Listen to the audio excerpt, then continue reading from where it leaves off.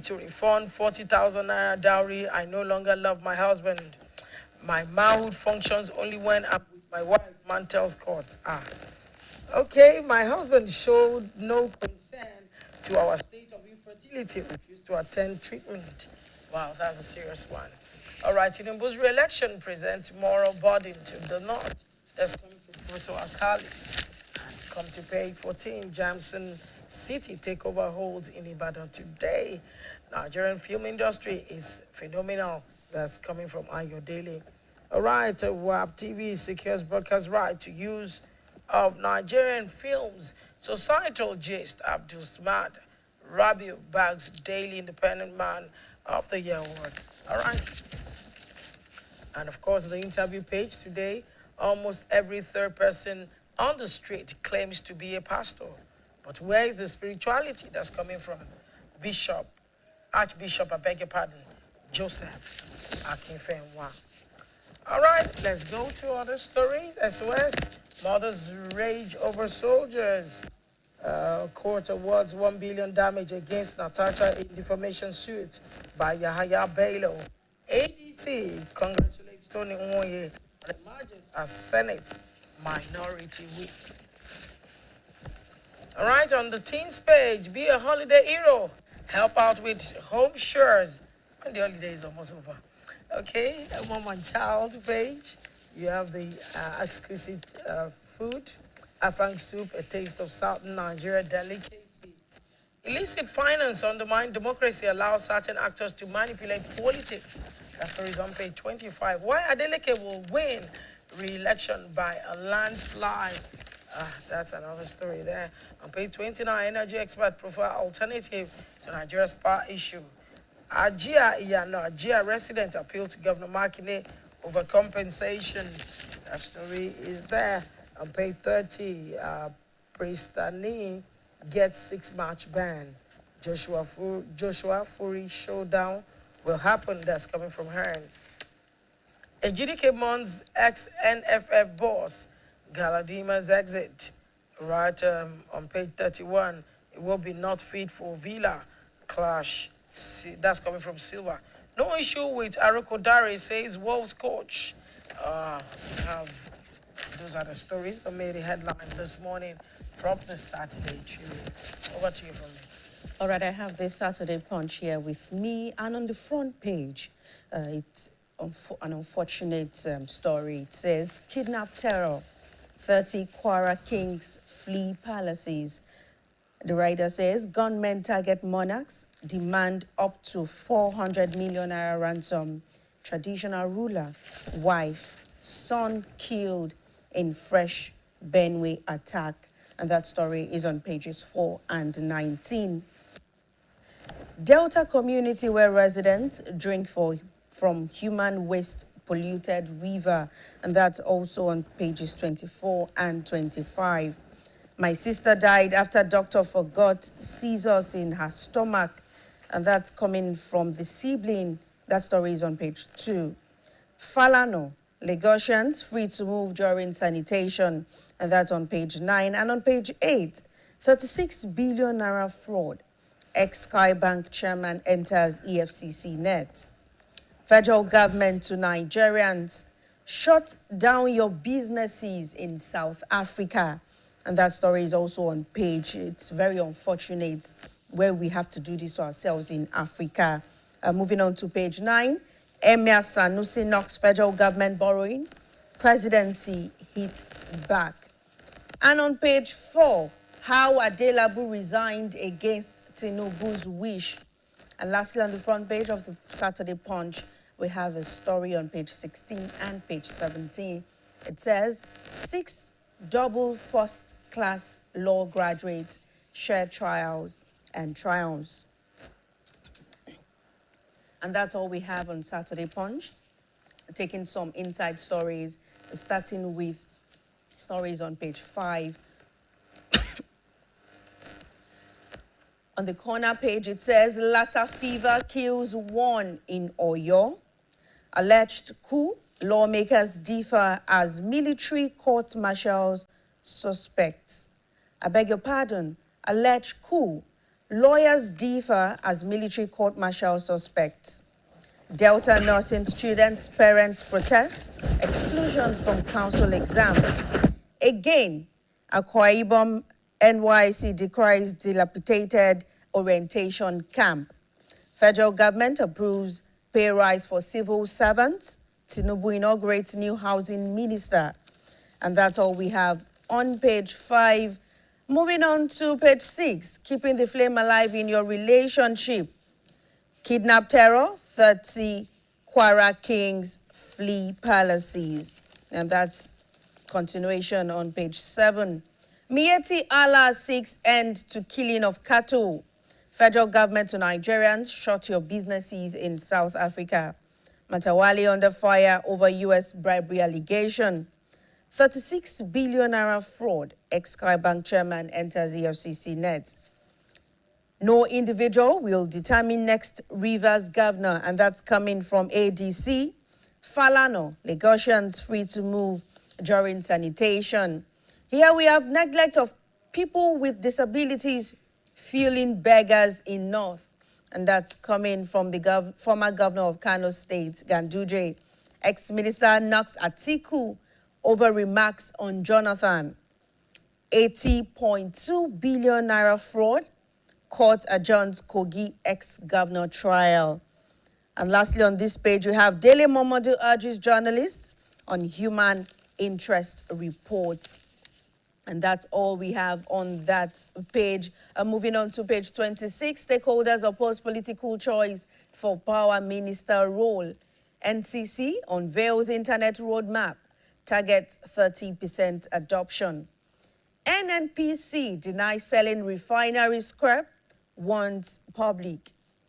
Nigeria aviation digitization operating at 40%, ICANN warns. And here we have on page 27, Nigeria's healthcare can improve with right investment. And that's coming from US-based pharmacist, Holist.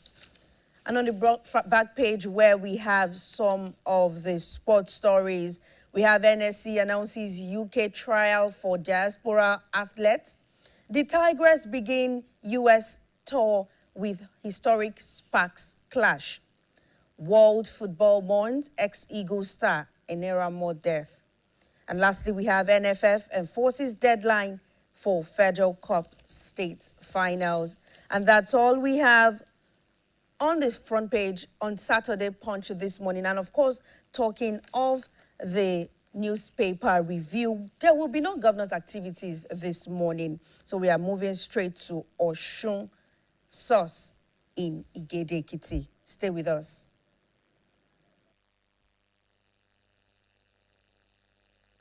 This is the source of Osun River, located in Igede Ekiti. Irekpodun, Ifelodun local government area of Ekiti State. What we noticed was that as we were coming, the more the worshippers were chanting the incantation of Osun, the heavier the rainfall becomes.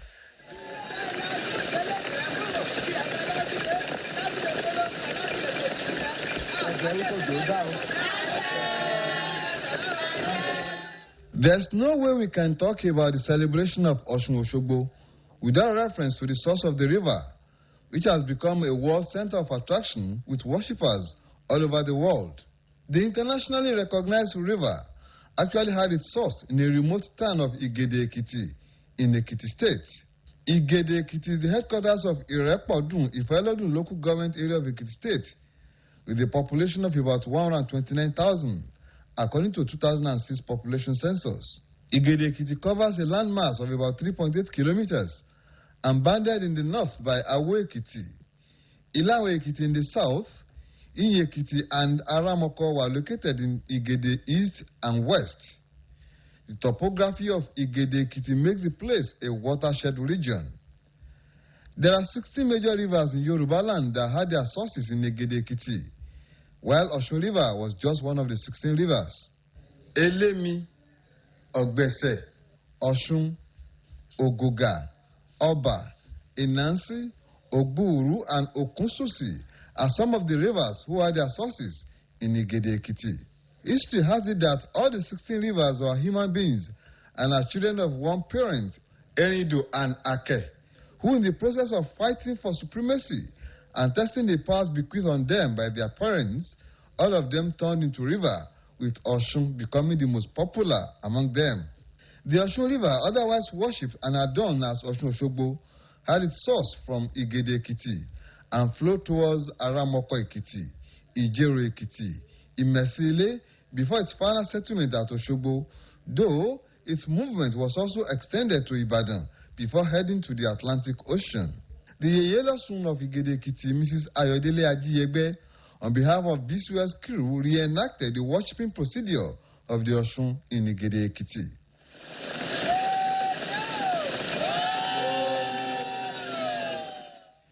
In an interview at the Oshun Source, the Yeyelo said the Oshun Source has the spiritual power to heal whatever ailment is brought before her, coupled with ability to bless the barren. àti gèdè yìí ni Ọ̀ṣun ti lọ sí gbogbo ibi tó lọ dé ìlú òyìnbó dé Òṣogbo òun ló dé Òṣogbo òun ló dé Ìjẹ̀ṣà òun ló dé ẹ̀rìn Ìjẹ̀ṣà àwọn ìlú pọ̀ tó dé àwọn ìlú ó dé Ọ̀bà gbogbo ibi ló dé kò síbi tí ìyá mi ò dé àwọn ìsọ̀gbè bíi mọ̀lẹ́bí wọn pátápátá ni wọ́n do omi kò sí omi tó ṣàn wá sí ìlú Ìgèdè ni gbogbo omi ti ṣàn lọ òkun gan ilé omi ni mo ti ń sọ yìí òkun gan orísun ẹ̀ wà ní ìlú Ìgèdè. The Onigede of Igede Ekiti, Oba James Adelusi Aladesoru II, who has been on the throne for 60 years, also confirmed Igede Ekiti as the source of Osun River. He said the name Igede Ekiti was derived from the incantation being chanted by the 16 children of Enido and Ake, who later turned into rivers while contesting the powers of supremacy. Igede is a Yoruba word which a section of Yoruba also referred to as Ofo or Ogede in Oyo dialect.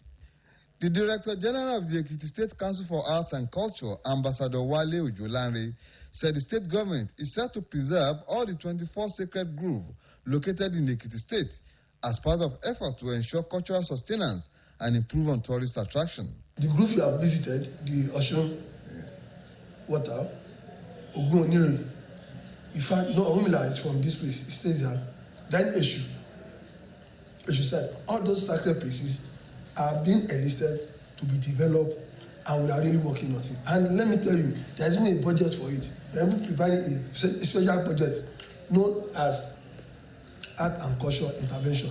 Ekiti is one of the states in the southwest region that is richly blessed with tourist potentials.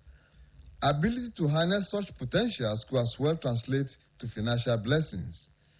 Abiodun Akinkunle, BCOS News.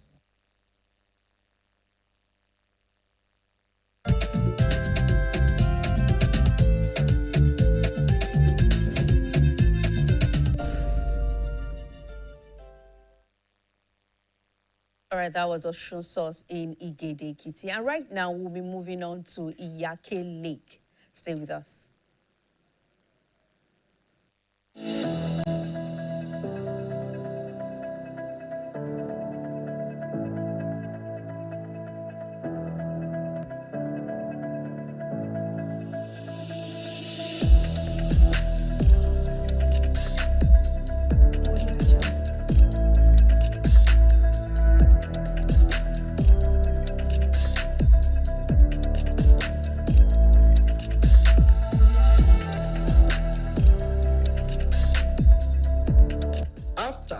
Two-hour journey from Ibadan, the state capital, our crew arrived at the ancient town of Adua-Waye, nestled in the heart of Iseyin local government.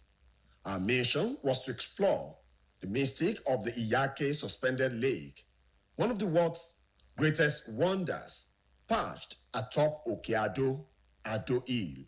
As we ascended the 365 ancient stairs, our guide, Ademola Babatunde, regaled us with fascinating tales about the tourist site. While some of us were quite burnt out and panting, the 25-minute climb was punctuated by breathtaking views of the surrounding landscape and the towns below.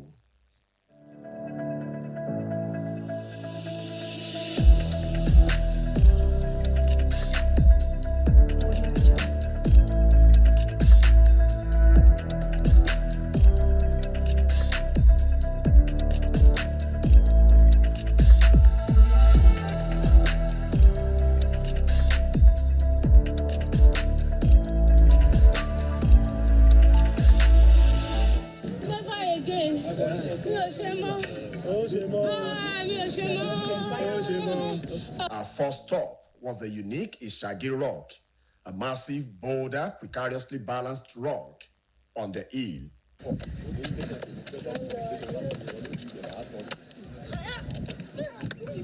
Ishage Boulder has three names. We call it Ishage Boulder. We call it Standing Rock. We call it Rainbringer. About the Rainbringer, in the ancient time when people of Adua-Awaye were facing the plight of rain droughts, so there were no rain in that time, they came to this rock, they prayed, and the rain fell. That is why they are calling it the Rainbringer. Hallelujah. And as you are seeing this rock, if you look under, you will see a lot of spaces under this rock. You will see the way the rock sits majestically, confidently on a flat surface without anybody's support. Ishage Boulder do request for traditional white clothes, but immediately this cloth is dirty. The cloth will untie itself without anybody's support. A few minutes later, we arrived at Iyake Suspended Lake, a natural wonder shrouded in mystery. After roughly 25-minute trip from the bottom of the mountain, we finally got in to our destination, which is Iyake Lake, the suspended lake in Oyo State, precisely Ishayin local government.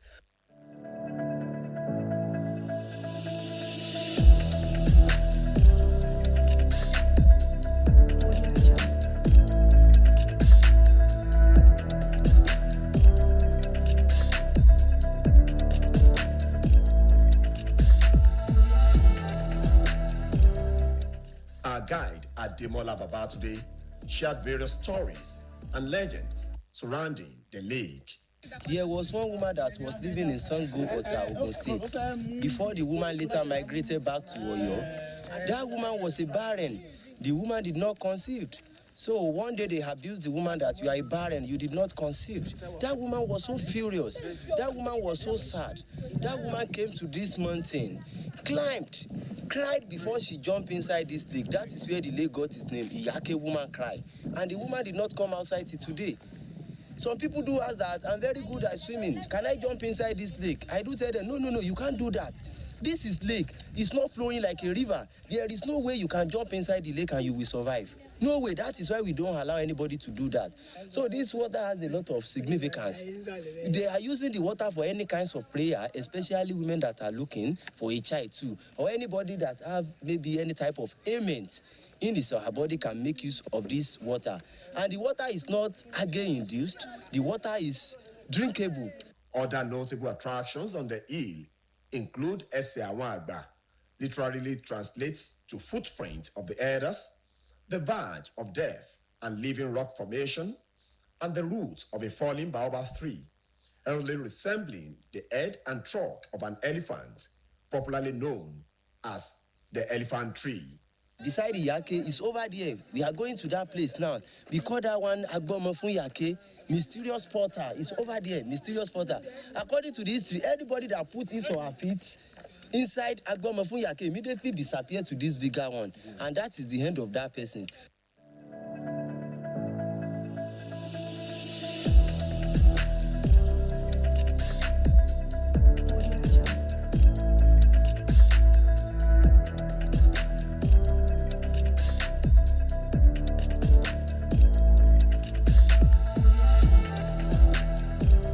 Some tourists who spoke with BCOS News call on the state government to improve the accessibility and relaxation spots within the tourist center, noting that these will enhance the overall experience and generate more revenue for the state. I've been hearing stories about this place, but now I can really confirm. Even there is something called Wonder. I experienced Wonder. This is where everyone in Oyo State and even Africa would like to come, but it is still lacking accessibility. Not only that, there is a need for the government to get resort areas where, after exploration, people will come and have their leisure, so that they will enjoy themselves after they must have looked around the area. In an interview with BCOS News, Oyo State Commissioner for Culture and Tourism, Dr. Wasiu Olatubosun, and the Alado of Adua-Awaye, Oba Ademola Olubile, emphasized the economic potential of Iyake Suspended Lake. They urged the people to appreciate their cultural values and promote their cultural heritage. The state government believes that there is no need for government to be in business. The government is expected to create conducive environment for business to thrive. So, and we have done that. We are now calling on investors so that, because we want to leave a sustainable legacy, so that anybody that will come after us, if it is government, if we invest government resources here, another government will come and say, I'm not interested. But if it is a businessman who put his money down here, definitely he will not allow the business to die. Bottomless, tasteless, cultural, spiritual, medicinal, all that you have. Government should rise up to actually invest in the promotion, not only in the promotion, but in the development of this place and turn it to a world-class tourist center. As we concluded our tour of Iyake Suspended Lake, it was clear that this natural wonder has the potential to become a major tourist destination, boosting the state's economy and promoting its rich cultural heritage.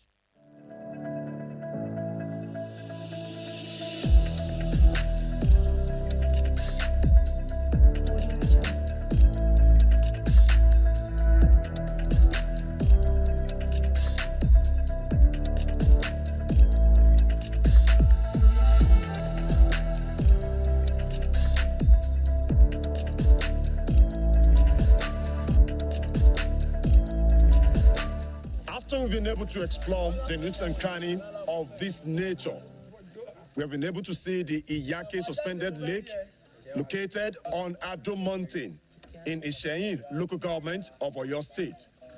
From Oke Ado, Isheyin local government, Oyo State, Samuel Adigo behind the camera.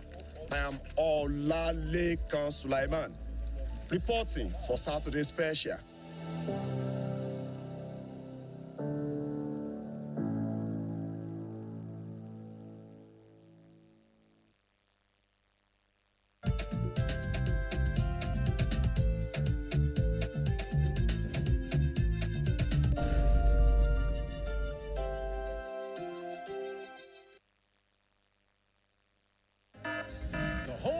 Under attack, but not for long, cause Hypo is here. Dirty floors and surfaces. Not on our watch. Dirty and stains don't be do a shakara. We got the remedy, original palasa. Hypo, go hypo. Germs always find a way back. No green. Protect every day with Hypo. Hypo, go hypo.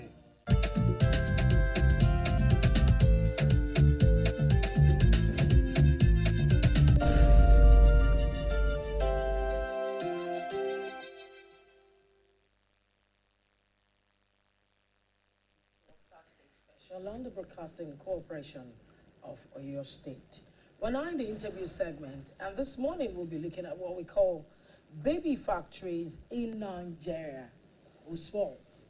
Of course, baby factories in Nigeria are illegal, clandestine facilities, often disguised as clinic, orphanages, or homes, where women are confined, impregnated, or forced to give birth for the purpose of selling infants.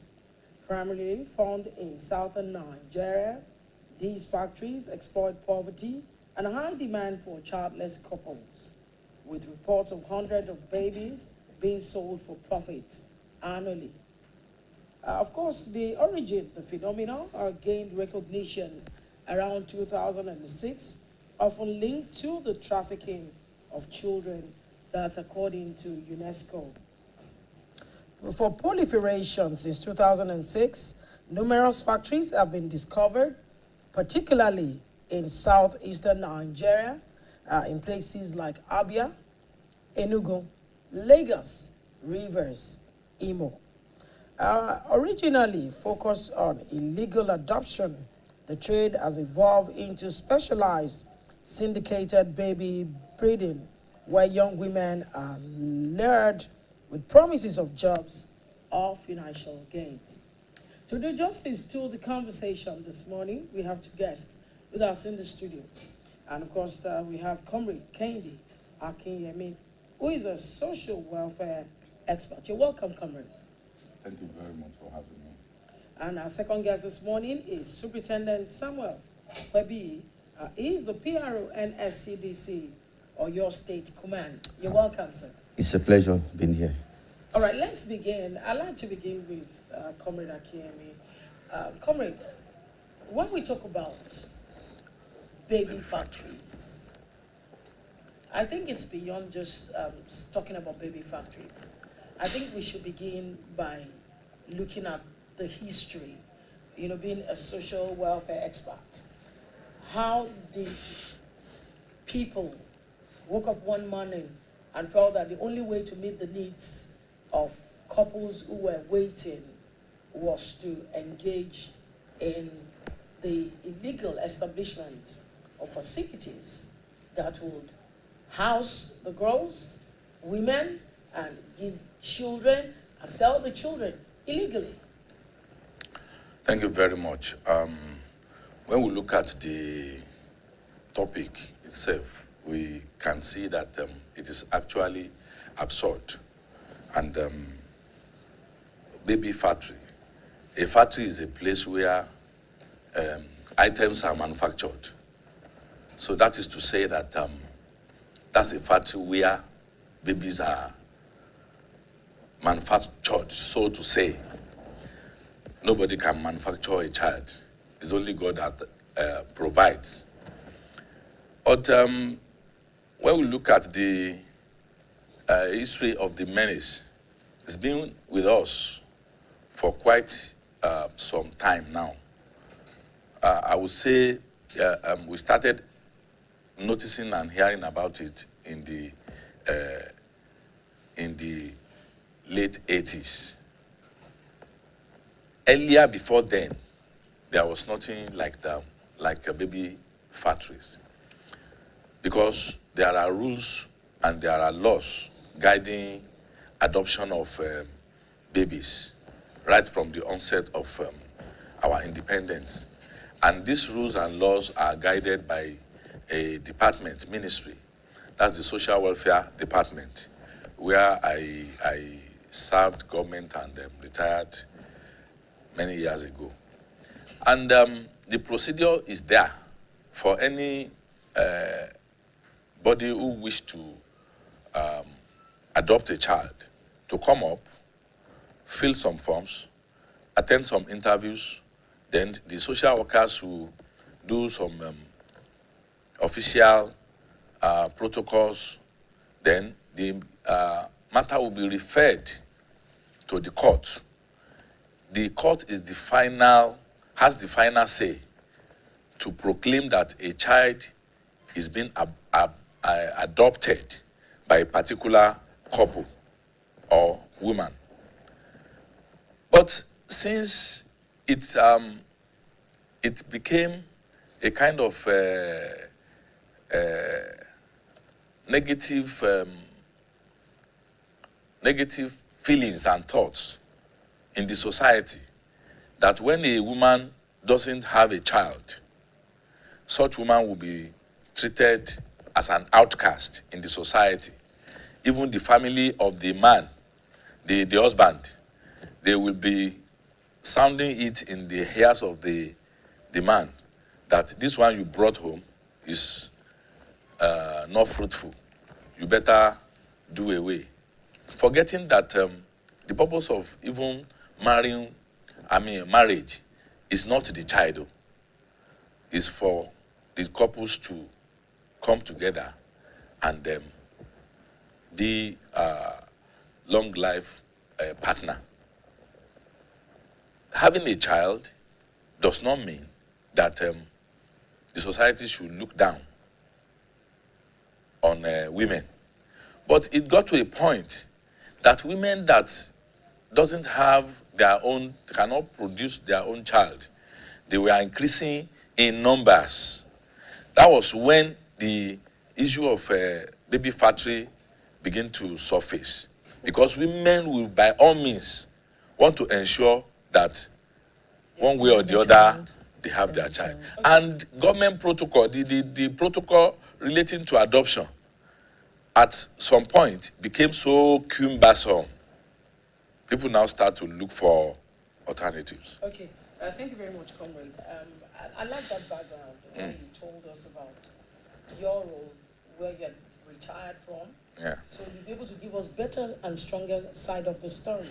Well, let's come to Superintendent Okwebi. Superintendent, you're welcome once again. It's a pleasure. Tell us, what role does your agency, your command, or basically NSCDC as a whole, what role do you play when it comes to the issue of baby factories? Do you have jurisdiction?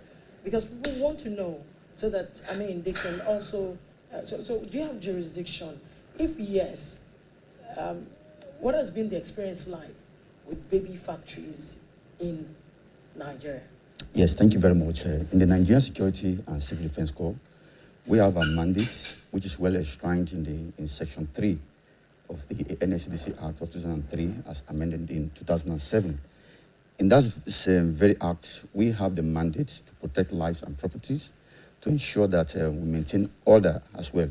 So in the Nigerian Security and Civil Defense Corps, in Oyo State Command, we have a unit we call the Anti-Human Trafficking and Child Protection Unit, where issues around gender-based violence, issues around child rights abuse, issues around baby factory, as you have mentioned, issues around violation of the rights of children and women. So we have a jurisdiction in that respect. And then we work with agencies like the NAPTIP, National Agency for the Prohibition of Trafficking in Persons. We work together in this in NSCDC so that we can achieve the very mandate of protection of lives and property. So we have a jurisdiction in that area, and we've addressed several issues around violation of rights of children and women, and we have addressed many issues around these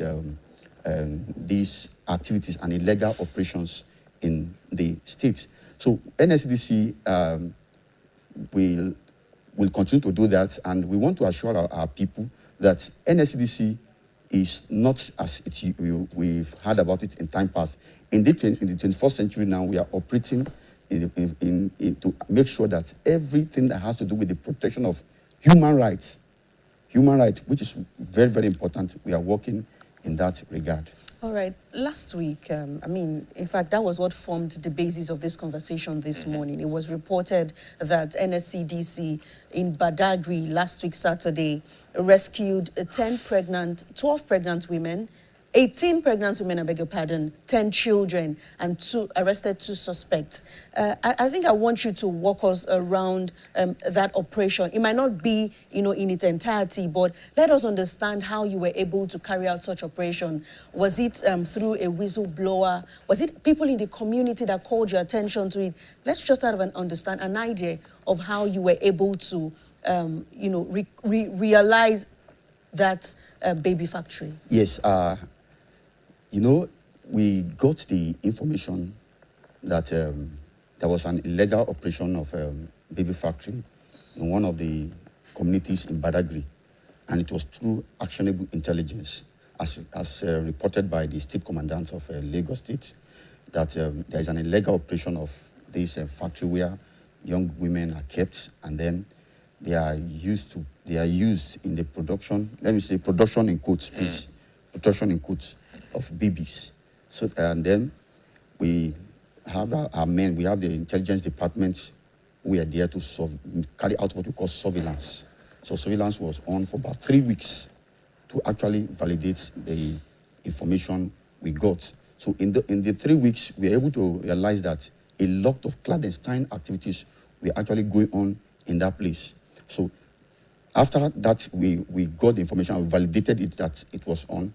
Then we carried out swift operation to make the arrest. And it was discovered that 17, not 18, 17 women were pregnant.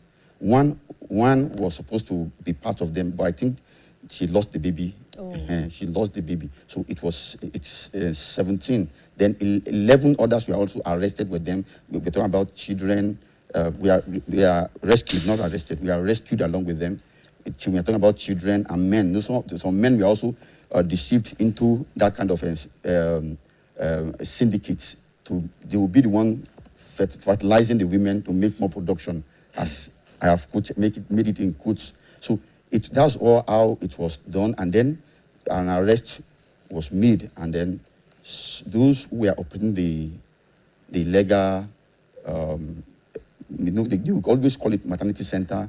Some will even call it welfare center. Some will call it maternity home. They will give it secret, clandestine names that you can easily hide under it. So we were able to burst into that facility and made the arrest of them. And then prosecution will commence soon, as we've been informed by the state commandants of Lagos State that some of the victims have been handed over to the National Agency for the Prohibition of... I want us to look at how you take care of, these women and children. But before we talk about that, there is something I think I want Comrade to talk about before, we talk about the protection of these women who have given birth to these children. Comrade, looking at, these syndicates, just as Superintendent said, we have men also in these syndicates. Yes. One way or the other, we would say they have been brainwashed. But are we going to say, is it brainwashing? Is it poverty? Or is it just greed of human? Well, poverty is the major cause, followed by unwanted pregnancies. Then the need for people to get rich quick, the get rich quick syndrome. Then ritual purposes is also part of it.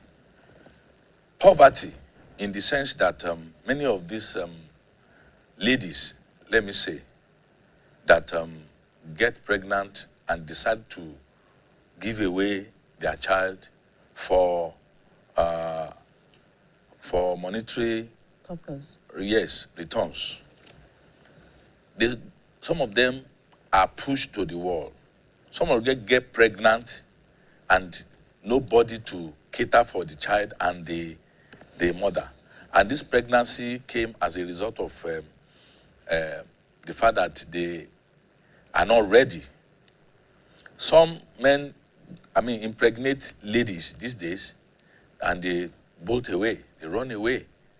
So leaving the girl or lady to cater for herself in pregnancy and after birth. Some parents don't also help situations. Some parents are so tough that when their female girl gets pregnant unexpected like that, they tell them to go and meet whoever is responsible. They don't want to see them in their homes. And these ladies, not having anything to cater for such, they either decide to throw away the child when the child is born, or take the child to a place like this baby factory that they are talking about. And some of these baby factories too, they purposely establish the factories, so to say, in quote, disguising like an agency, like an NGO or a hospital where pregnancy women are taken care of. But they have a way of luring pregnant women into that place, especially those that their cases are studied in, are so absurd that maybe they don't have a particular man responsible for the pregnancy and like that. They also lure some women in that are not even pregnant, believing that when they tell them that when you are pregnant, this is what will happen, we will give you certain amount of money and you go away. Then they employ some men to also, that's why the officer said they are a syndicate, including men and some women. Some medical doctors also partake in the act. So pretending that is a medical doctor that will take care of the lady and the pregnant. At the end of the day, they will brainwash them in such a way that what is going to be the end result is what the women will be expecting. Okay, comrade. I feel that when we talk about brainwashing, I think we're only giving excuses for people's misbehavior. Yes, we're talking about who's fault. And in your line of conversation, even from the beginning, you're giving us some people to hold responsible, accountable. You've talked about the society. You've talked about the male's family, the husband's family. Maybe those are just the two we have mentioned. Let me ask you before I come back to, Superintendent. Tell us, whose fault? Why the existence, the establishment of a baby factory in Nigeria? Well, if we want to look at that area of who has the fault, is multi-dimensional. Government has its faults, the society has their fault, the family of both the man and the woman has their own fault. Then we also mention that poverty is one of the factors. On the part of government, there are laws that were on ground for protection of children and of course women as well. But some of these laws were just there, not properly implemented. Number one. Number two, there is a ministry that is responsible for controlling and managing areas of this nature. That's the Ministry of Women Affairs. But how well are the officers of the ministries trained to handle the situations?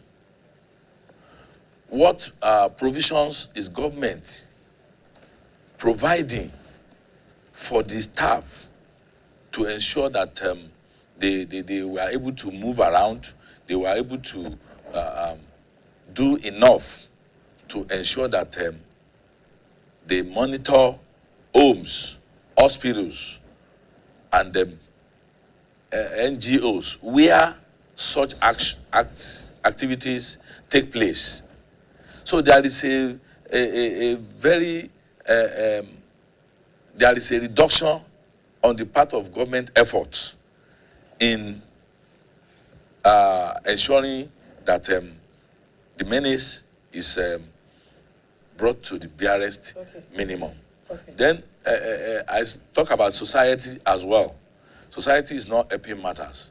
You know, for such an a factory to exist in an environment. In the first instance. Yes, for 6 months, let's say 6 months. Some of them exist for years, and the practice has been going on.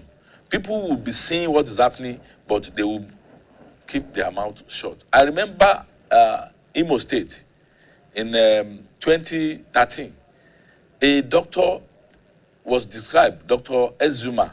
He is a medical doctor. He established a very gigantic hospital, and you don't see anybody coming to that hospital for treatment. It is mainly, and he now, registered the hospital as child and women, care center. What they do there mainly is procuring babies to sell. The government in 2013, the government of Imo State in 2013, the man has been existing for more than 10 years, operating for more than 10 years. So what I'm bringing out is that, is the society not seeing what is happening there until 2013, when the state government then bump on the place and rescue all the the women and children there, and government decided to not only seal off, the whole structure was demolished, and the man was arrested. I would think he's still in prison till today. Okay, let me come to Superintendent. He has given us some factors responsible for baby factories. I remember years back, we have seen women who give birth to children they do not want, dump them by the roadside, by the river. We no longer hear all of those as it used to be. I'm talking about the frequency has reduced drastically. Again, it was way back that we also see that women in families where their child, their teenager gets pregnant, they will punish the girl. They will make sure for those who want that girl to marry the man who impregnated her, they will see her through the process. If they don't want her to marry that man, they retain her back in the family. She will deliver the child, and as a family, they take responsibility. Unfortunately, today, reverse is the case. We see 12-year-old pregnant, 13-year-old, you don't even have an idea. Teenagers is so rampant. Now, who do we blame for all of this?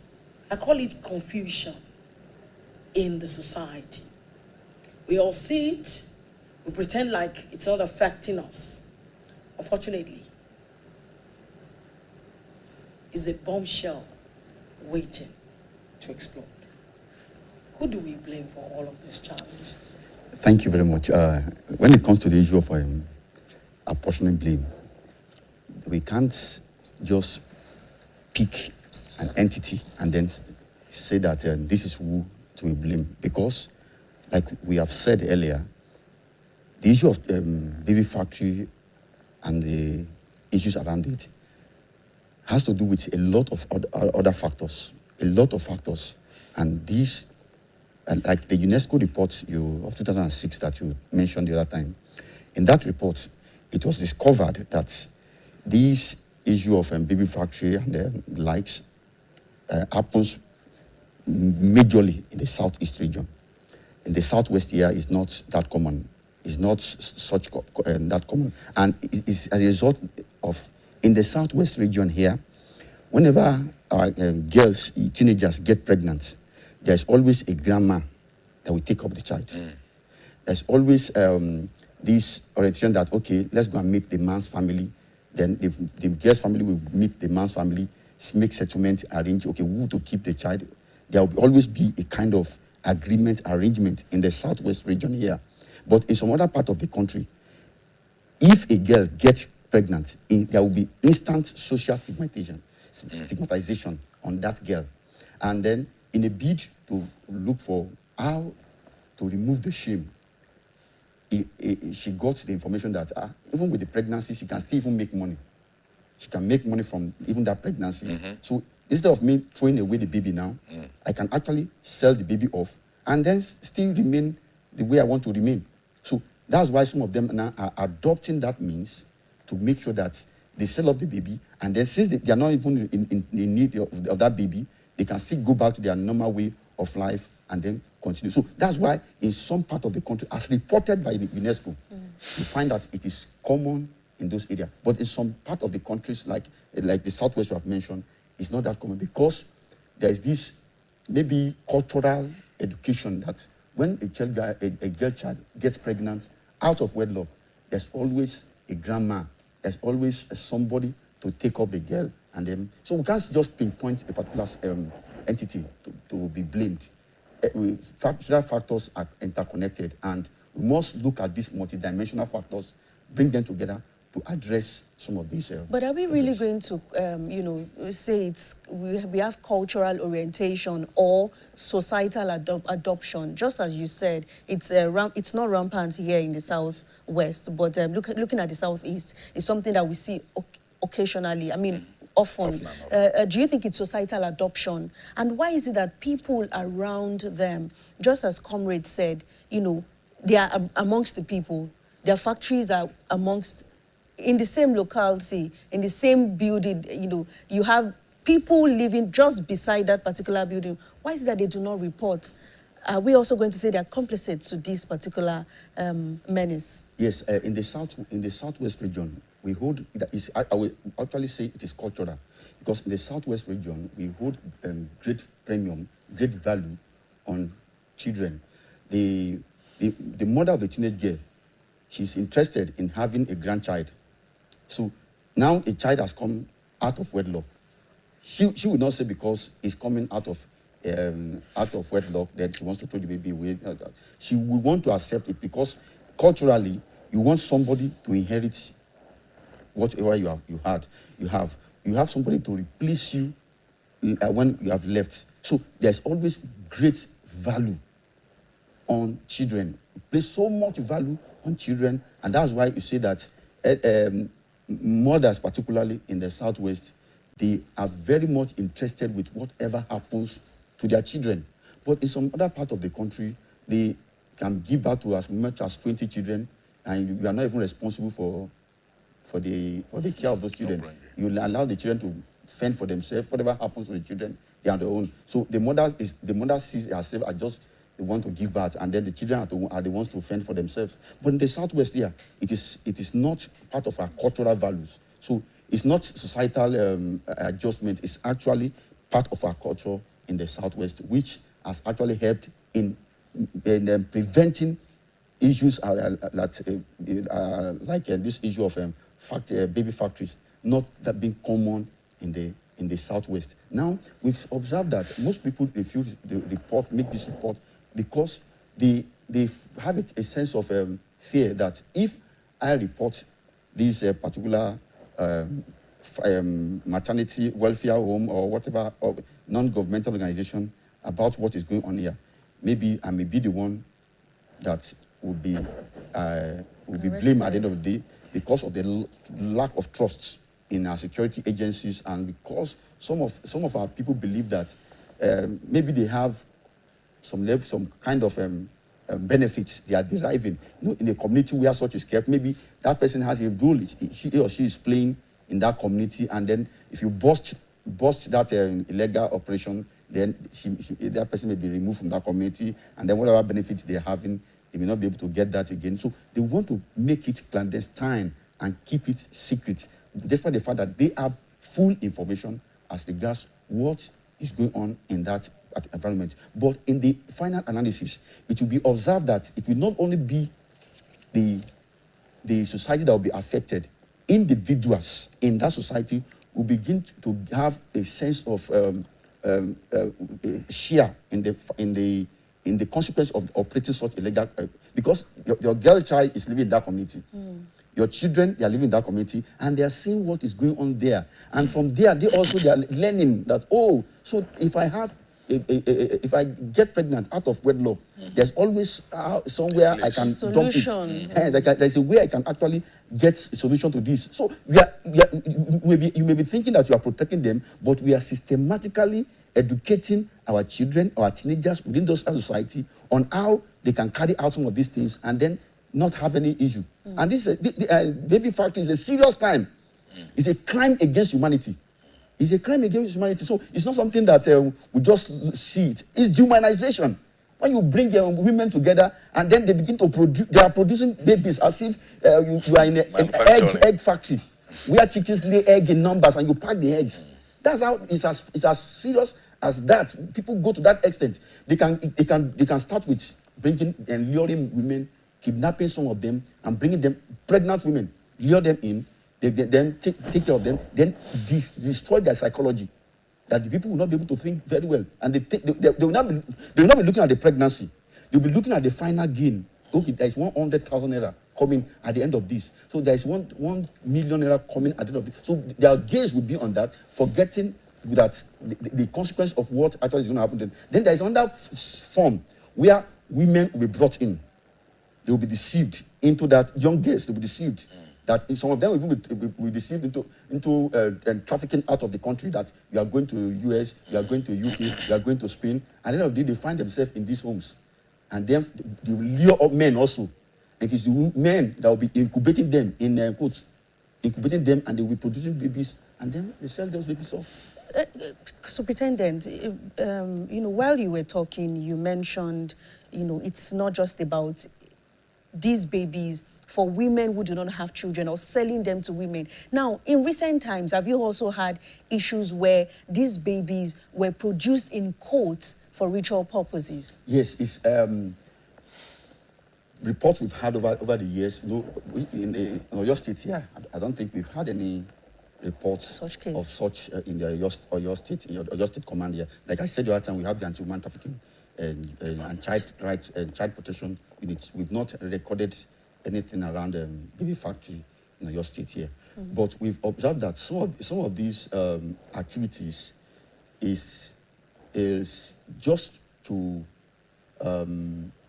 make sure that the owners of that operation get the immediate gain that they want, and then as a result of that, they begin to produce more of these babies, and then some actually come in the name of illegal adoption.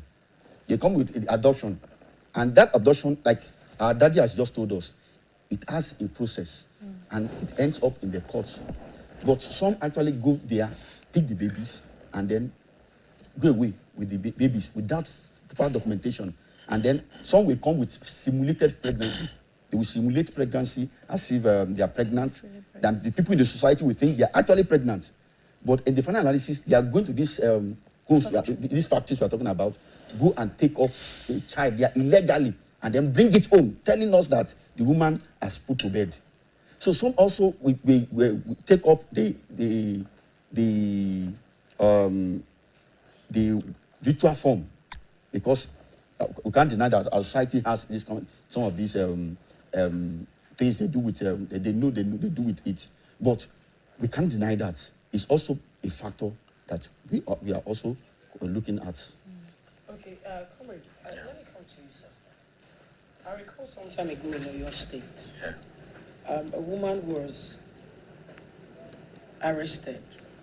She went through a particular home, orphanage home. Yes. And she made an attempt to, she bought 4 babies from the eastern part of the country.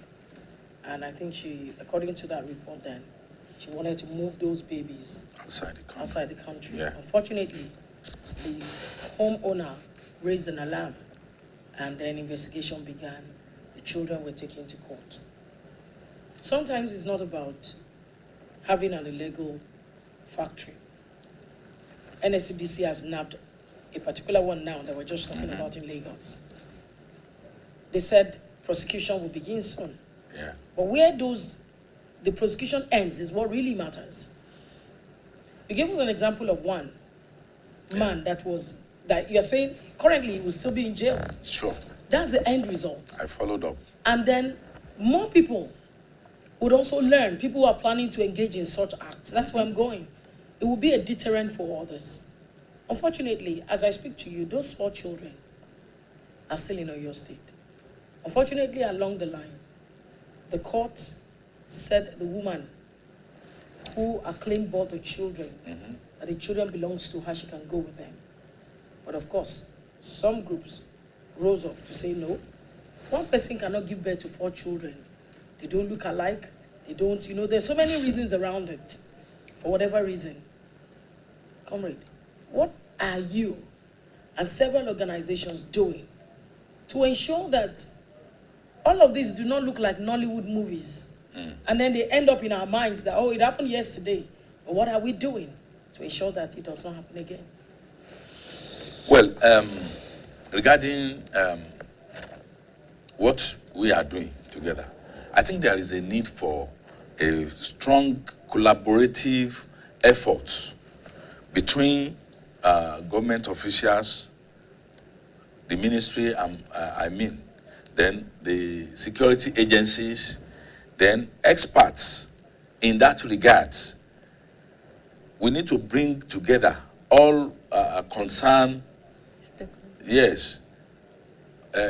people and organizations to ensure that regular meetings are held, actions are being taken to make sure that this menace is.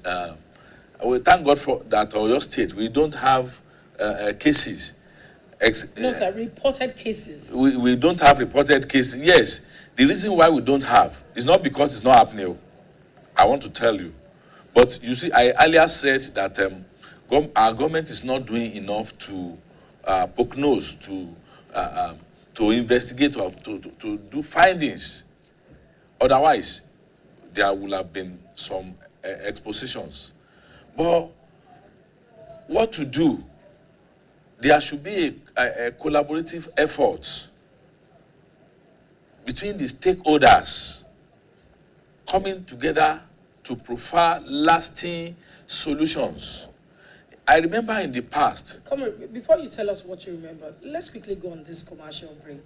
Let's pay some bills. When we come back, you share with us your past experience. Stay with us, don't go away. It's still Saturday Special. The home is under attack, but not for long, because Hypo is here. Dirty floors and surfaces. Not on our watch. Dirty and stains don't fit do us shakara. We got the remedy, original palasa. Hypo, go hypo. Germs always find a way back. No green. Protect every day with Hypo. Hypo, go hypo.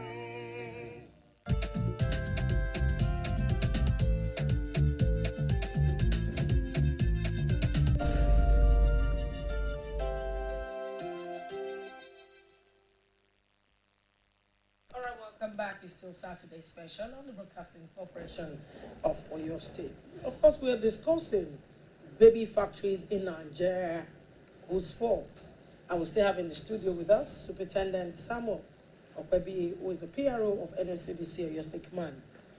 Of course, before we went on that break, Comrade Kehinde Akinyemi, who is a social welfare expert, was trying to recall an experience in the past. Please go ahead. Thank you very much. I remember in the past, when I was in the service, before I retired in 2010, there used to be a meeting that would bring together the security agencies, NSDC, Affair was in charge, and I think he's still, the head of the department till today. We have people from the police, we have even from the judiciary, journalists. That was where we begin to meet together then. So all stakeholders in the society regarding, then we form a kind of task force that when anything happens in the society, people can call, people can report, and drastic and immediate action will be taken so that if there is need for rescue, it will be immediate. But these days, we are not hearing such things happening in our environment again. So there is need for government to be proactive and ensure that both the judiciary and the security agencies, they they attend to cases of such without going through loopholes.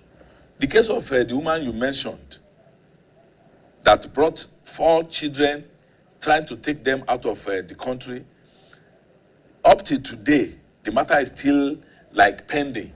The children are stuck.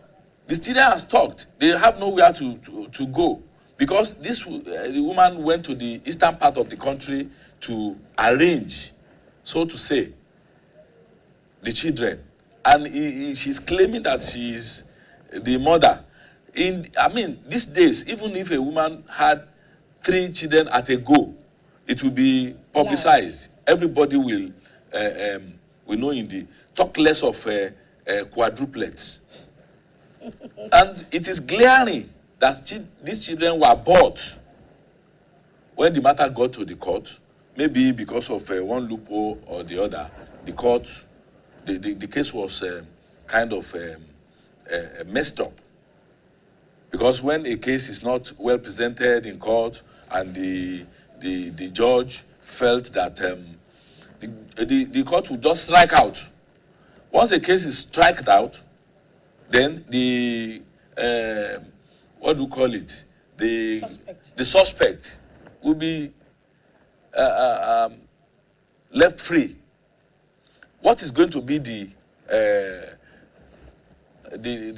future of those children now? They are still in a home. Government is taking care of them, and they are growing. This case is still there now. It's about 10 years now or so. Okay. Up to that. Let's come to Superintendent Epadi. Superintendent, I must commend sincerely your command in Oyo State.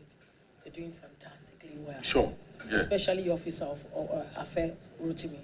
And one must say that all of the efforts, being put in place, even in Oyo State, that the fear of affair is the beginning of wisdom for perpetrators. Yes. And that has given a lot of accolades to your command. Now, in all of this, what measure are you putting in place? Because funding of these cases is cumbersome, is stressing. And you find that as many as, NGOs that wants to do a lot, including your officers who are in that department, funds continues to be a major challenge. What are we doing to ensure that these people have resources to work on cases without having to, I'm not saying NSCDC is extorting, without having to say, suspect, bring 10 naira, suspect, bring 5 naira, or we want to go and pick up a suspect, fuel the car. These are issues that make people, the silence culture, people keep quiet because they know that when they complain, they'll spend money. What are we doing to ensure that? Yes, thank you very much. Like you mentioned, Afe is a well-known individual when it comes to issues around the right of women, right of children, human rights generally. Over the years, we've interfaced with several organizations. But before I go there, let me also inform you that as part of our measures to make sure that we don't have some of these things is to ensure that we engage in public awareness and public education, get the people informed. So in all our divisions across the state, we have what we call Civil Defense Community Relations Committee. And this is in all our divisions, in all the 33 local governments and SCDAs in Oyo State, we have our divisions. And in all these divisions, we have what we call Civil Defense Community Relations Committee. So part of what we do there is to educate our people on various insecurity approaches that we have in the state, and then what they can do to make sure we address some of these insecurity challenges. Then we also get them informed as to some of these things we are discussing this morning. So we in the State Command, we have several organizations that we work along with in this regard. We have NGOs who have been coming along with us. We have several individuals who actually are interested in the right of children and the right of women, who majorly volunteer to make sure that we carry out some of these arrests, that we bust into some of these places and then make arrests. And we know when it comes to the issues around trafficking, child right protection, violence against domestic violence, we have a lot of them, and we've been working also with government organizations like the Ministry of Women and Social Welfare. We are very, very close partners in this regard, and they also have been very, very responsible in helping us address some of these issues so that we don't have the challenge of logistics in making sure we address some of these issues. So we've received support from the government. We've also received support from individuals. And that is why we are recording success, as you have mentioned. I still want you to talk in terms of support now, but I want us to go, look at the medical aspects a little. Yes. Most times when you rescue women like these, babies also, now, what do you do? How do you treat these women? Because, for instance, a woman who have decided to go into the baby factory because, number one, maybe someone who was raped and got pregnant, she doesn't want the child. What do you do to such child? Do you rescue them and leave her with the child, after a period of rehabilitation? or do you take the child from her and register the child in a proper agency, an NGO, or, organizations that take charge? How do you take care of these women generally? In the Nigerian Security and Civil Defense Corps, we are majorly carrying out the enforcement aspects of this security challenge. We don't have facility where we keep women and keep children. But in terms of collaboration? Yes, that's where I'm going. So we don't have the facility. So when we make the arrest, we carry out the enforcement aspect of it. So we relate with relevant organizations like the social welfare and at the state level, Ministry of Women and Social Welfare. We relate with them, and some of these victims we hand over some of them to them. Now, when we observe that some of them are actually from serious crime, we approach NATIP.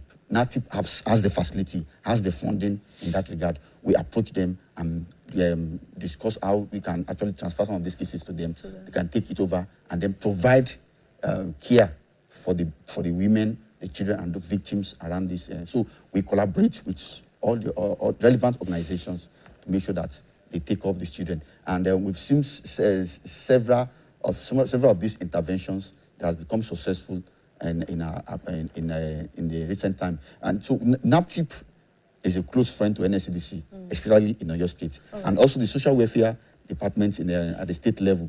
We have partners together in this regard. So we don't have the facility, but we have friends. Collaborate with other. Yes. Now, looking at, because we are calling awareness, and especially where we have, people going into these factories voluntarily. Looking at the statistics now, over time, would we say minors, people who have been raped, or, people who just are looking for the financial gain? Let's look at the numbers. Who are those that are mainly victims of these illegal production of children? Talking of the factories now. Yes, we've observed over the years that they're majorly teenagers because they are just growing. They don't understand the basic principles of life. Some of them don't. They are only attracted to some of the gains and the benefits. Some of them are deceived. They are brainwashed. They are psychologically traumatized, and then they are just looking for a way. And you can easily convince a teenager that is in a dear situation, and he or she is looking for a way out. Just let me get out of this mess. So you see, observe that some of these actually reports we've been having is around teenagers, young women that are being deceived into this. Okay. Now, you've said a lot. Let me go to Comrade. Comrade, this whole process that we're talking about today,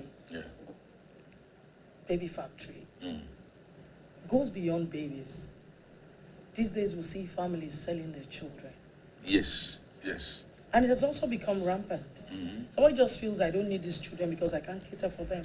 Or I need 100,000 and then I have a collateral that I can dispose of. Like you want to dispose your generator or your phone, your mobile phone, because you need money. And do we still say that this is as a result of poverty? Because something is wrong. And I think it's not just wrong, but it looks like there's something wrong psychologically with people. And I don't want to go the mental way.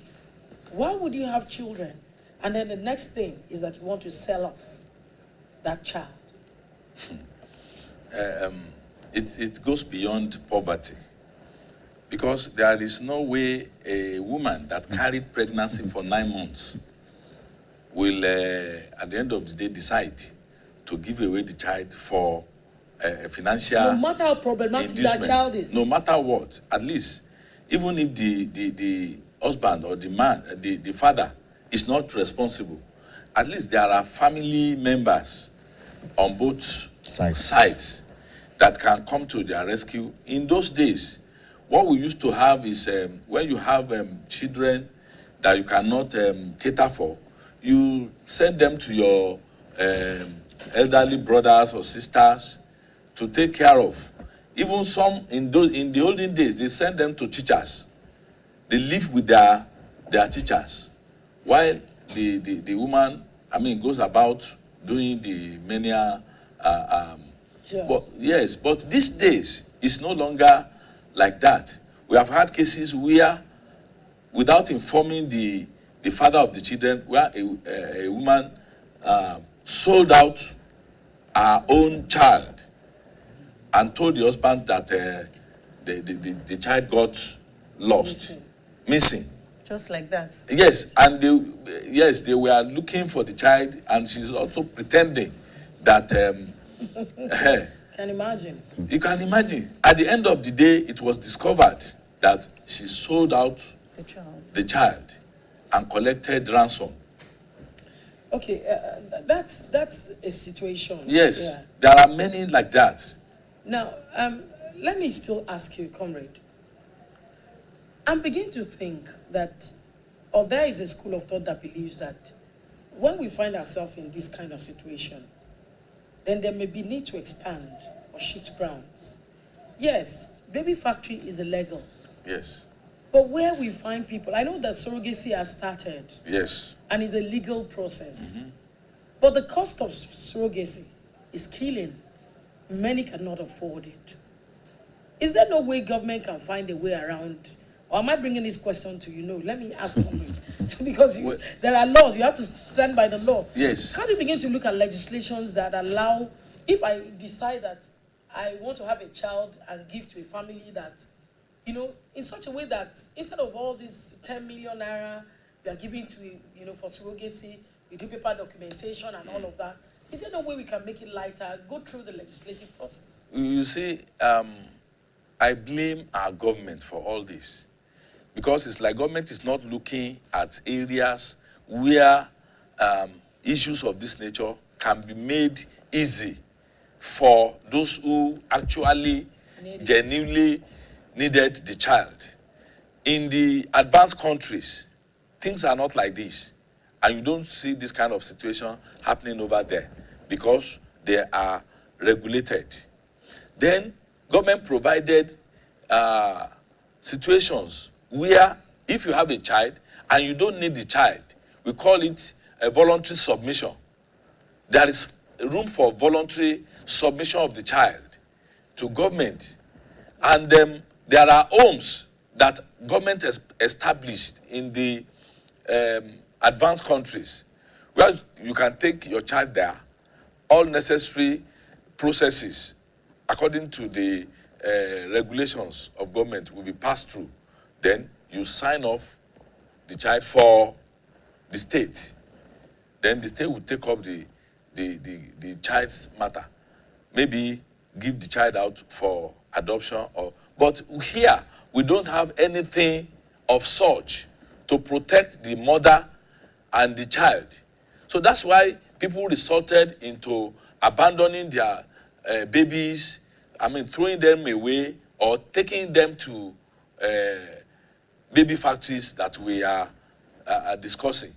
So if government wants to make things better, government should engage the professionals to sit down and draw a policy that will protect these children and women who are in these challenges. Because there are many women that they don't know what to do at the end of the day. You see, I said it goes beyond poverty. Some women don't, they have risen to a point that they just can't, decide what to do about the issue of having an unwanted child. So at the end of the day, they decide to just take the child to, another town and just throw away. Okay, based on what you just said, comrade, I think we should ask superintendent now. I know you mentioned that you collaborate with NAPTIP, who, have all these other facilities in terms of the medical. Now, do they go through mental evaluation, psychological evaluation when they are being rescued to ascertain this person is most likely in their right frame of mind, this person has no challenges whatsoever, but has just willingly decided, to take themselves through these and, of course, make the baby suffer? Yes. There may be some other underlying factors like poverty, like stigmatization, but these syndicates finish up the work with psychological trauma. They finish up the work by changing the psychology of so they mess victim. up. They mess up, disorientate the individual. And because it's not quite easy for a woman to give up a child, and then forget about it just like that. So what they do is that when they observe that there is poverty here, there is rejection here, there is stigmatization here. So okay, now let's finish the work by working on the psyche, the psyche of this lady, and then they begin to work on her, try to dehumanize her, that she lost her sense of feeling. She will lose her sense of feeling, and then that's why some of us we wonder, how is it possible? How is it possible? It's possible because basically, as humans, most of the things we do are based on our psychological balance. So when this psychology is worked upon and then disorientated, the individual can then forget about whatever you're talking about and then be looking at the gain. They will not drive our attention at the gain. She will be looking at the final gain that, oh, you mean after this, I'm going to get 100,000 naira, I'm going to get 2 million naira. Some of them will be given promises that, uchuban promises that will never happen. And they also will be fooled by that, and then they want to go they want to accept it. So they will work on their psychology, bring them psychologically down, and then you can easily see that they fall into that prey. So it's possible that the psychology aspect of that individual can be worked upon, and then. All right, we know we would commend, just like was said earlier, NSCDC is doing a lot. NAPTIP is also doing a lot. In fact, I just read a story yesterday, NAPTIP, making sure a woman in Kaduna State was prosecuted, and eventually she was sentenced to 5 years imprisonment for trafficking, human trafficking. So we would say they are doing a whole lot, but we still see, these factories springing up. We still hear of these factories. Just as the one that was discovered last week. What would we say is the cause of, more factories springing up, despite the fact that they are being arrested, they are being locked up, more of them are still springing up? Is it a gap in enforcement approach? Yes, the UNESCO 2006 report said that the baby harvesting industry in quotes, is an extension of human trafficking itself. It's an extension of human trafficking itself. These syndicates, while we are trying to block an aspect, they will create avenue in other aspects. So it's because the issue of human trafficking now is being, there is war against it by NAPTIP to make sure that they curb it, they nip it in the bud. So now, in a bid for these syndicates to survive, they're now looking at other aspects of human trafficking, including child harvesting, which is done in the baby factories. And that's why we can see that some of them are springing up. And as well, like I used to say that when it comes to the issue of security, want to arrest the issue of insecurity, government, security agencies, and the society, the people, we all have a role to play. And the issue of security in any nation stand on this tripod: the government, the security agencies, and the community. Now, we've observed over the years that the community always blame the government and the security agencies for insecurity. And in this regard too, they always blame the government and the security agencies. But we forget to know that there is no country can recruit as many security as possible that will cover every home, that will cover every street. And that's why the third part of the tripod, the community, is now involved. Now the community should see themselves as part of the security agencies, as an extension of the security agencies. So where we have some of these things, they should not cover them up.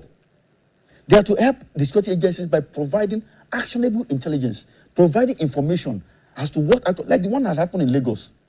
And intelligence was given, and we worked on it, we provided the surveillance around it, and we got the information, and we made the arrest. So when the community see themselves as part of security agencies. That's when we can have a final or a critical, a serious reduction in the level at which these illegal operations are springing up. So we should make sure we engage our communities, and it all begins from community engagement. I used to say, see, no matter how sophisticated, well weaponized a country may be, if there is no public engagement, community engagement, it becomes very, very difficult to fight insecurity. Okay, comrade, whether we like it or not, as families, we have a role to play. Sure. I'm yet to see any of us saying that the family should be the number one to blame. Because these girls came out from families, from homes. An organization organized the program some months ago and brought together pregnant teenagers from different local governments and was able to support them through their pregnancy period. From different local government facilities brought them together. Somebody gave birth to these girls. Somebody chose not to be responsible. What are parents supposed to be doing? Because if every parent tell the children that, look, you mustn't get pregnant, don't forget that out of 100, we might still have 1 or 2. But saying that, look, if you get pregnant, don't even get pregnant, but when you do, as a family, we'll resolve the problem rather than running away or looking for somebody to advise you. Because in some cases, the girls are scared. What role should the family be playing? Everybody must take care of their children. We cannot continue to abandon our children for government and we'll blame government for not taking responsibility. It is our role first. You see, all these issues boils down from parental neglect of their roles. These ladies or girls that we are referring to, most of them, they fall victims at the period they were teenagers, not knowing what to do. But before they got to that point, they have been in the care and custody of their parents, passing through the upbringing. What kind of upbringing do they receive from their parents? That is where the question of parental role comes in. You see, the kind of education, we talk about sex education this time around. How many parents these days do offer sex education to their children? Yes, especially female child. How many does that? And at the end of the day, when this girl make mistake, it is this same parent that will be tough on them that I don't want to see you. Since you have you got pregnant, go and meet. From there, some of them will run away.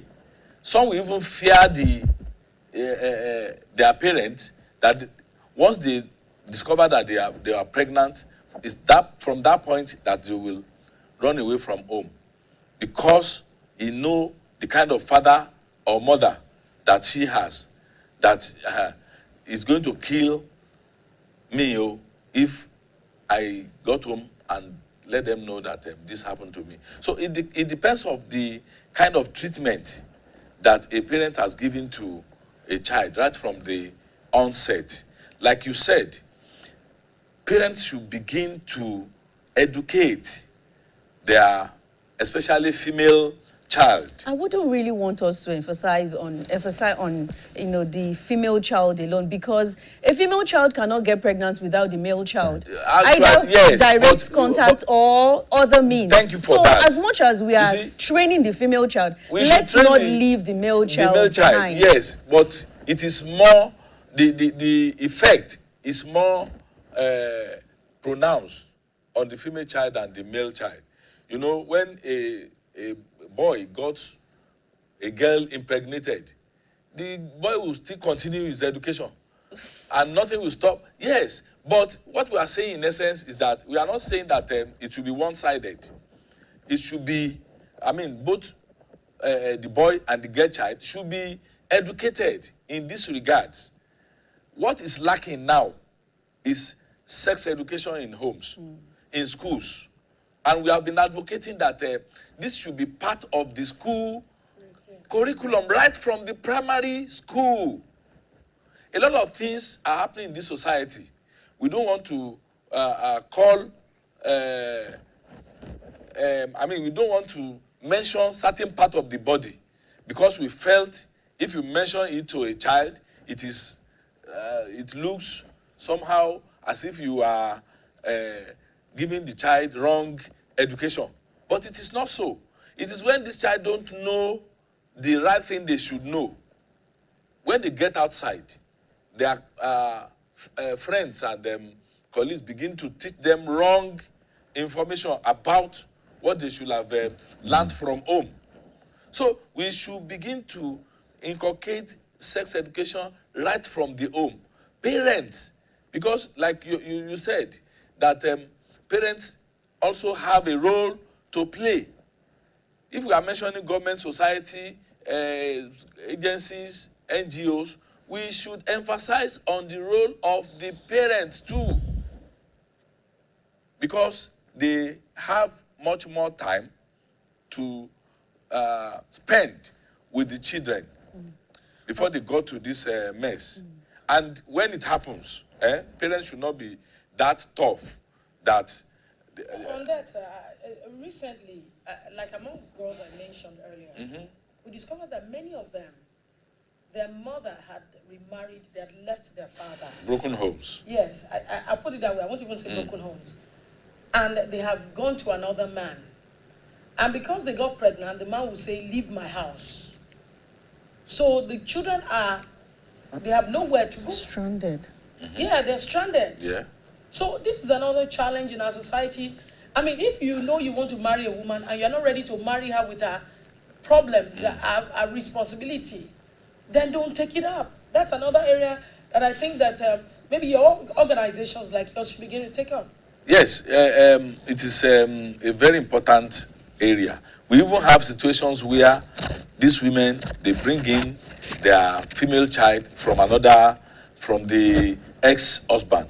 And when they got to the new husband, the husband begin to mess up with I think we should use the word, so we don't just say mess up. Yeah. Mess up can be beaten. Have sexual intercourse. Yes, that's what I really mean.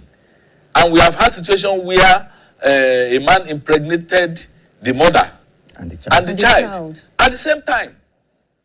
Many situations like that.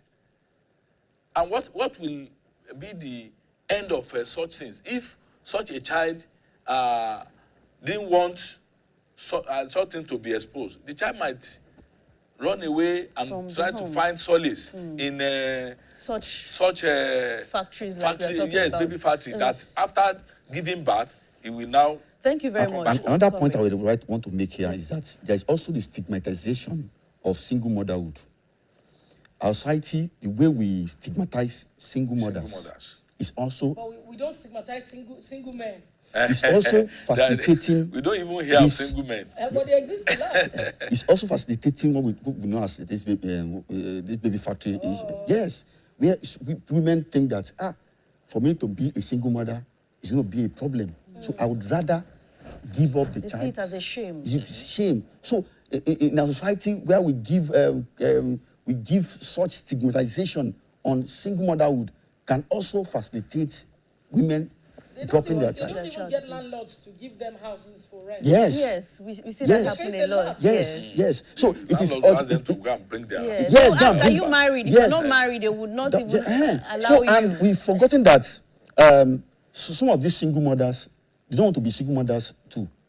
But situation also brought them to that level. So when we stigmatize them and we make them feel as if they are less human, they also begin to look for how to escape from this. All right, thank you very much, Superintendent.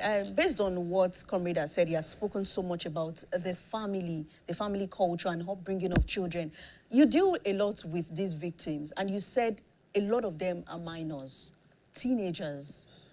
I want you to speak to these teenagers today. You know, we have some of them who might be listening to us on this program this morning. They listen, they can hear, they have understanding. Talk to them.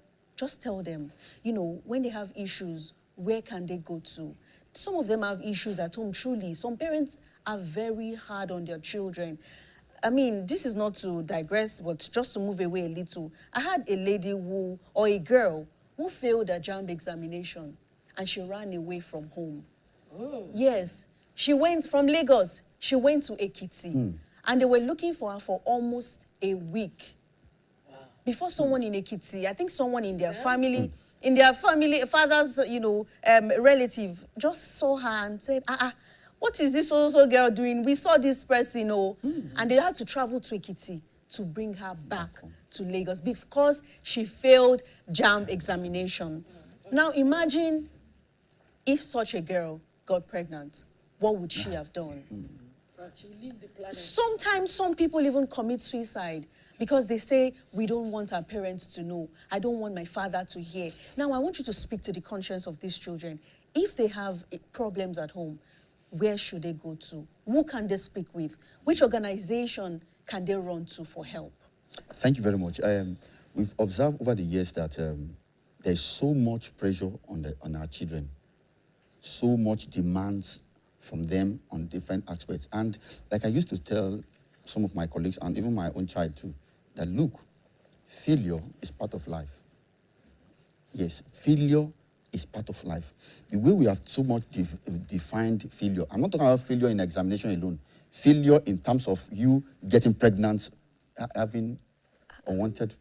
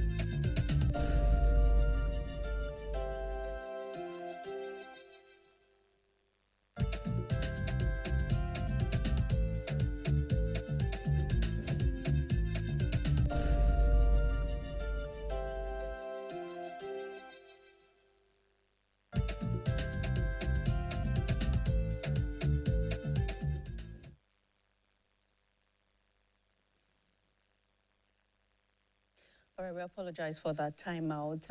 Before, just to wrap up the program this morning, Superintendent, we were talking to teenagers. I want them to see life as success and failure. Failure, in whatever form it comes. We should also see that we are not, our children are not, we are not giving too much expectation from them. They are still growing. So what we need to do for them at this stage is to, whatever they get, we have to encourage them and get them have a sense of coming back home to report whatever challenges they are going through. So I want to advise our young people, our teenagers, in any situation you find yourself, and you know going home might not resolve the matter, that's why you have security agencies like the Nigerian Security and Civil Defense Corps. You can approach us. We know how we can help you address some of these issues, and then we'll help you out. All right. Comrade, one word. Just give people takeaway and then we call it a wrap. Well, I want to support what you just said. There should be a means by which government should provide an enabling environment for people, even these children, to be able to report for a kind of rescue when they are in situations like this. And parents too, they should dwell much on educating their children, giving them sex education right from the home. Okay, thank you very much. On this note, we have to call ETD on this segment. I've been discussing baby factories in Nigeria whose fault.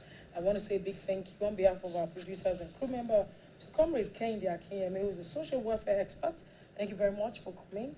And of course, Superintendent Samuel Okwebi, who is the Public Relations Officer of the Nigerian Security and Civil Defense Corps. Thank you very much, Oyo State Commander. Yes. Thank you very much. It's a pleasure. All right, we'll go on a break, and when we come back, it's going to be Global Updates. Stay with us. Don't go away.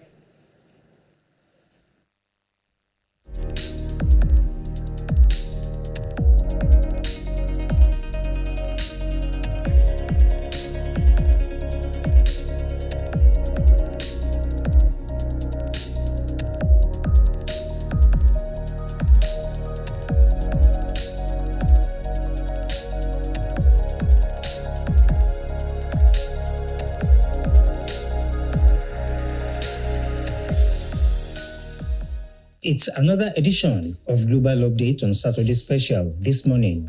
My name is Bimbo Akambi.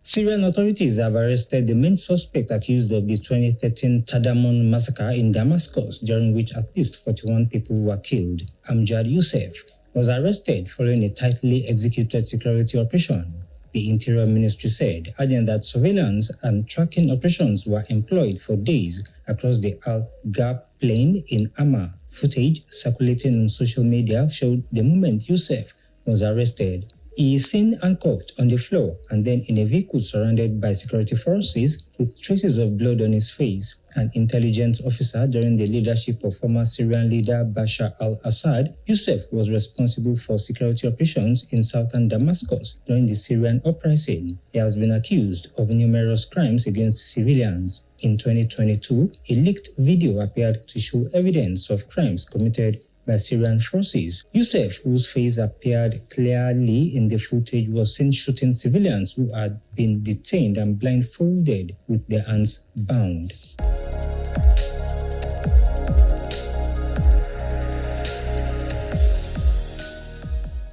The U.S. State Department is offering up to $10 million for information on the leader of the Tehran-backed Iraqi armed group Kataib Saeed al-Shuhada, which Washington designates as a terrorist organization. U.S. officials said in a social media post that they were seeking information on KSS leader Hashim Finyan